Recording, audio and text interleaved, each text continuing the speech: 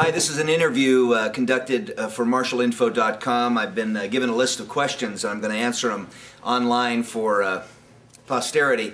It's also a good time to show this before you want to go to sleep at night, in case you have trouble getting to sleep. All right. My name is Tom Callos. I'm a 6th degree black belt under Ernie Reyes Sr. of San Jose, California. I started studying the martial arts formally in 1971, although in 1969 there was a judo club that met near my house, and I used to walk over. I was living on a military base, and they met at the local gym, and I would occasionally watch classes, and sometimes the instructors would let me come on. They weren't teaching kids. They showed me how to roll and throw, and then I was reading all of Bruce Tegner's books and so on. But I started my first lessons in 1971 in Taekwondo.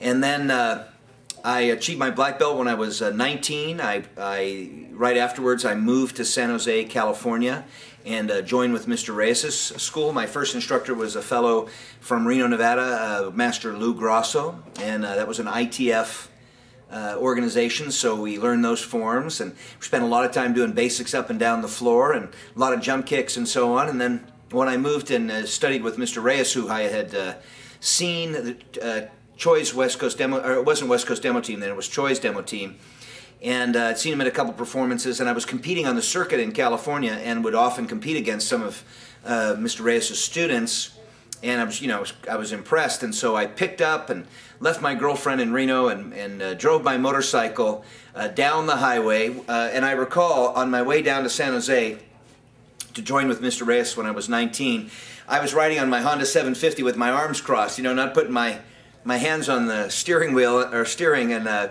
handlebars, and I remember some older couple of guys driving by and just shaking their head at me. But that's where I was when I was 19, and a free spirit, and I drove down and stayed with a friend in San Jose, and I attended classes twice a day with Mr. Reyes. I've also been heavily influenced by Grandmaster Junri, who became a friend in the 80s when I attended some of his seminars, and we just had a natural rapport and dialogue, as I feel he probably does with a lot of people. And he's been a huge factor in influencing my thinking and how I went about talking and teaching, and I owe a huge debt of gratitude to him, as I do a lot of people in the martial arts. Those two instructors, however, three instructors, Lou Grosso, Ernie Reyes Sr., and Grandmaster Junri, and one other. There's an instructor who lives in Reno. His name is Park Castillo. Park Castillo was a student of Byung-Yu, and I trained with Master Castillo for maybe 2 years, possibly a little bit longer. And I had never trained so hard in my life. That guy was as tough as nails and funny, and I still have this broken wrist bone, that wasn't set properly, as a reminder of Master Castillo. And I like him a lot. He still teaches, and he had a significant influence on my athleticism and on my, my aspirations to be a good athlete. So all those people, and have had a direct effect, and then lots of other people that I know. So tell us a little bit about yourself. I'm 47 years old. I have 4 children, a 7-year-old, 14, Keenan, 7-year-old is Eleni. I have Chloe, who's 16, and I have a 28-year-old, Shannon. Shannon is a student, Charles Gracie student under Gary Great in Reno, Nevada. He tapped me out for the first time in jiu-jitsu about a month ago, and I feel like I probably will never tap him out again. He's young, strong, athletic, and martial arts is a very important part of his life. And you just never know when kids are growing up. My daughter Chloe is 16, she's 4.0 student, and she is a capoeirista, she does capoeira, and is very serious about it, playing the beat and bow and all those things, and practices 2 or 3 times a week, and really takes it seriously. My son Keenan just won a couple jiu-jitsu tournaments. He's a serious practitioner, trains with me. I'm his primary training partner for the most part. And while he doesn't punish me too bad, I feel it's just down the road. He trains 3-4 days a week and eats, sleeps, and breathes jiu-jitsu. Eleni is actually the toughest of us all, the 7-year-old, and I'm sure we'll be hearing more about her, the Callos clan.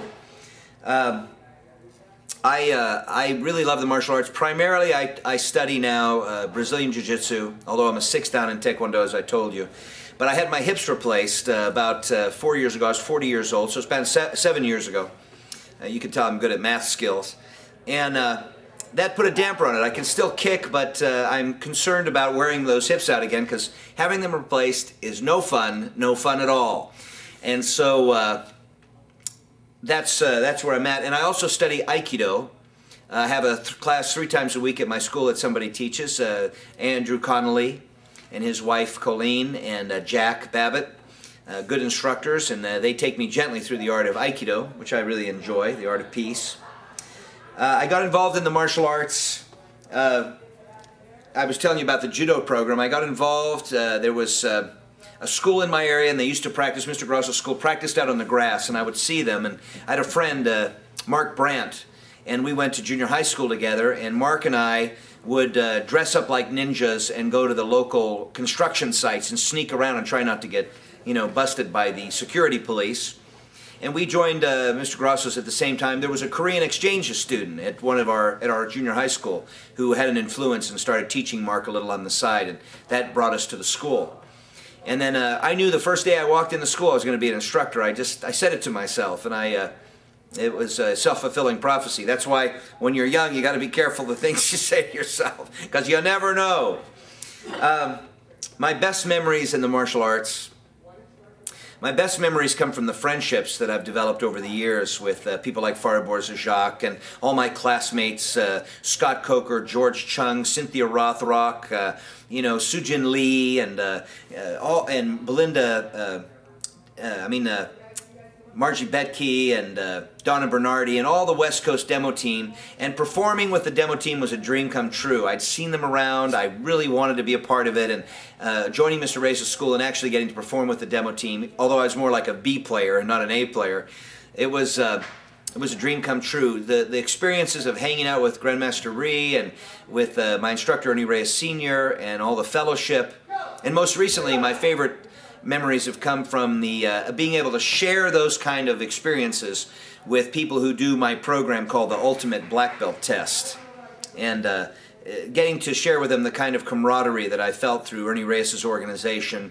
And I was on the board of directors of Educational Funding Company and had a lot of fellowship with people like Stephen Oliver and Steve LaValle, and of course my good friend Dave Kovar, and so on.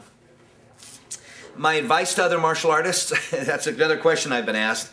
My advice is to not pursue martial arts mastery, and the reason being is that martial arts mastery is too small of a piece of the pie of life. It's not about being a martial arts master. That's easy to do. The hard part is not about being a martial arts master, it's about being a human being.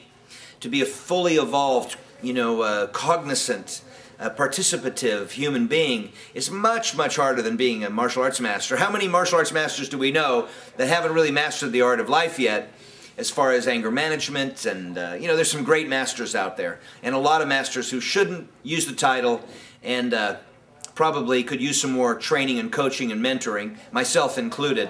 My job now is every time I say martial artist, I think human being, and when I say martial arts, I say life. My job is to master life, not master just the martial arts. I found that developing those skills isn't enough motivation. It's not a big enough piece of the pie of life, if you know what I mean.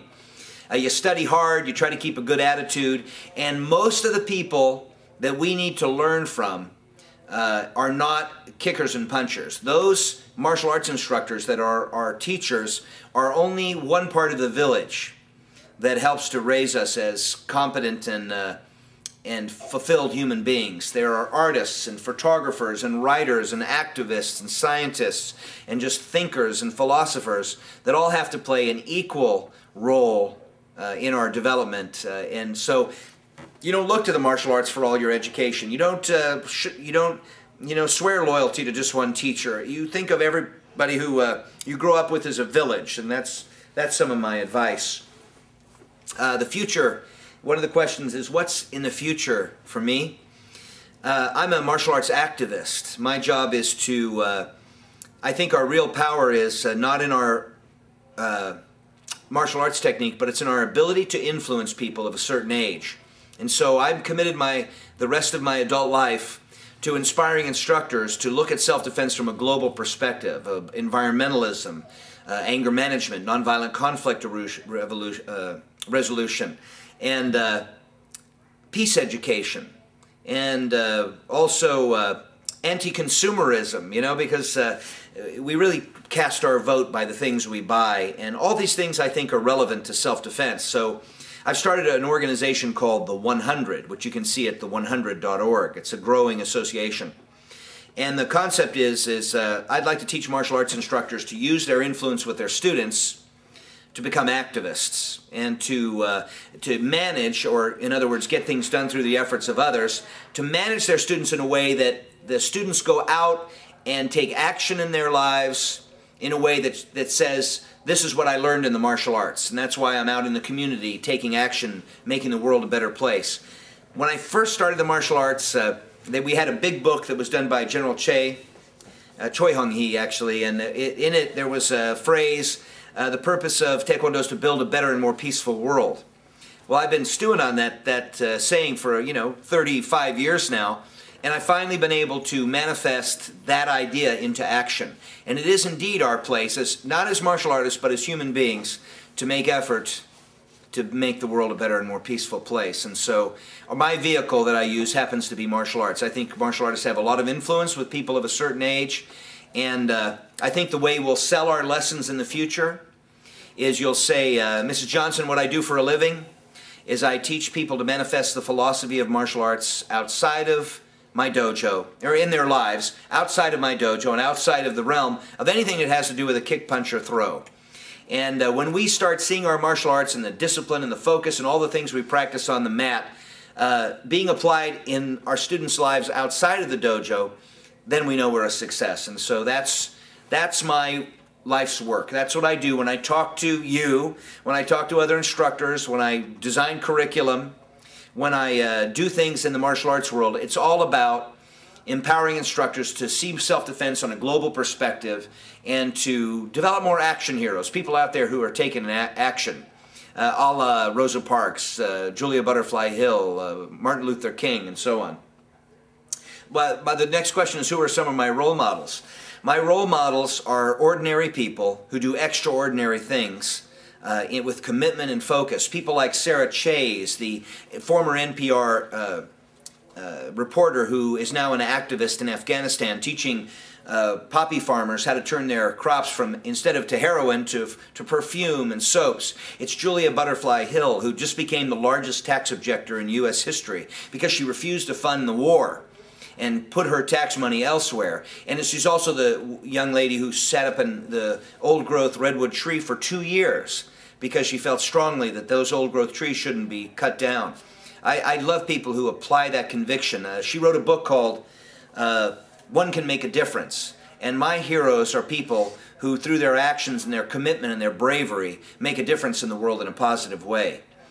So Rosa Parks is one of my favorite heroes, who's of course passed away, but often when I'm talking to instructors, and especially in this context of this association I've started called the 100, I say, couldn't 100 of us martial arts master instructors equal the power of one diminutive 47-year-old seamstress? That's what Rosa Parks was when she decided not to move to the back of the bus and thus made history. Couldn't we fabricate a time like that? Couldn't we find something that needs to be done? Couldn't 100 of us equal one woman who took a stance at the right place in the right time? So that's how I use my heroes. My closing statement. First, I want to, if you've made it all the way through this video, I'll do 10 push-ups in your honor, and I want to thank you for the honor of getting a chance to talk to you. And my thing is making the world a better place, to make a difference in the world. I think that the martial arts is a very powerful tool, and but it should not be about violence. It should not be about warriors. It should not be about kicks and punches. That should be one part of it. It's like a vehicle. You know, it's not about the pistons, it's not about the seats, it's not about the car door handles. All those pieces are essential components. The car, you get in it to go somewhere. And it's that trip that is more important than, you know, what kind of car you drive in. I think that there are some essentials in the martial arts that are important. It's like brushing your teeth. You know, you have to brush your teeth for good health and to maintain your teeth, you know, in their care, but you don't live to brush your teeth. right? And the same thing in the martial arts. We have to learn the business. We have to cover the self-defense basics. But those aren't the things that should run our life. All those physical skills will fade. You'll get body parts replaced. You'll grow older. What we really want to do is become compassionate and learn how to apply love in our life and learn how to use our thinking and our power to make the world a better place. So thank you for letting me bend your ear. I appreciate it, and it's been an honor to be on this interview series. And if you'd ever like to offer feedback or hear more about the projects that I'm working on, you can find me at tom@tomcallos.com. Thanks again, and until we next meet,